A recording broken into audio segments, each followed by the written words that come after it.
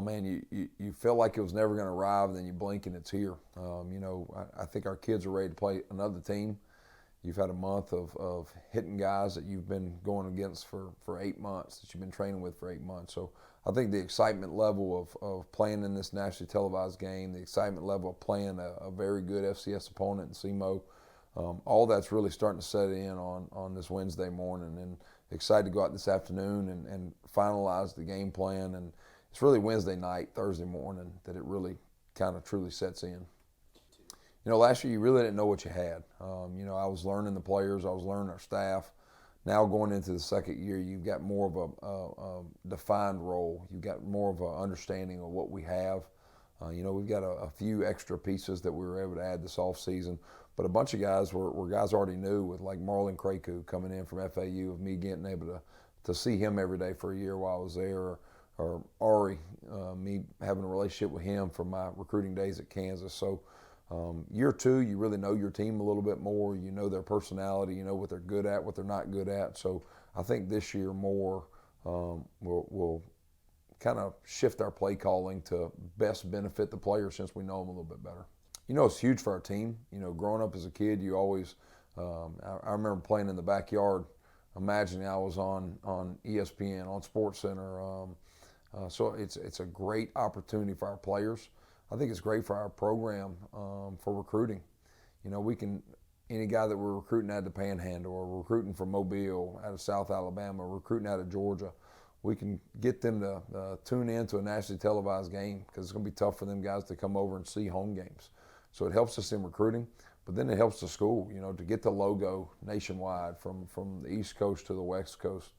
When schools have very productive years or very productive showings on national television. You go back to Florida Gulf Coast, the year they had the run in the tournament, and their enrollment increased the next year. So I think it helps the program, but it also helps our school as well. SEMO's a very, very good team. They're 4-7 last year, but it's really deceptive.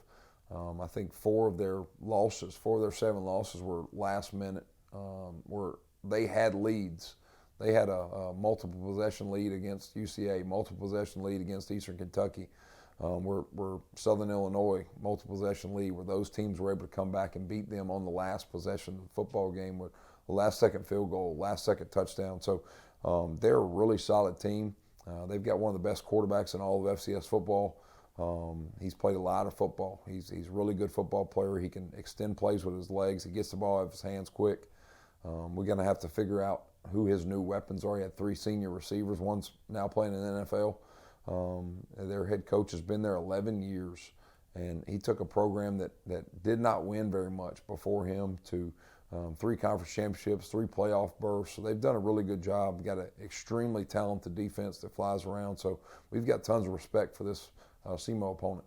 I want to see a team that takes what we did in year one of just competing, a team that was in every game, that was a team that held halftime leads in so many of our games. I want to see a team that can finish. To come in and get a quality win like this to start a year off against a SEMO team would be huge for us and where we're at as a program. It'd be a momentum changer for us to start the year off.